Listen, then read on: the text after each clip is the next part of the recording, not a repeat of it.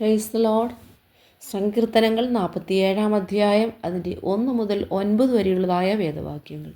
സകല ജാതികളുമായുള്ളവരെ കൈകൊട്ടുവീൻ, ജയഘോഷത്തോടെ ദൈവസന്നിധിയിൽ ആർക്കുവീൻ. അത്യുന്നതനായ യഹോവ ഭയങ്കരൻ, അവൻ സർവ്വഭൂമിക്കും മഹാരാജാവാകുന്നു. അവൻ ജാതികളെ നമ്മുടെ കീഴിലും വംശങ്ങളെ നമ്മുടെ കാൽ കീഴിലും ആക്കുന്നു. അവൻ നമുക്ക് നമ്മുടെ അവകാശത്തെ തിരഞ്ഞെടുത്തു തന്നു. താൻ സ്നേഹിച്ച യാക്കോബിൻ്റെ ശ്ലാഘ്യഭൂമിയെ തന്നെ.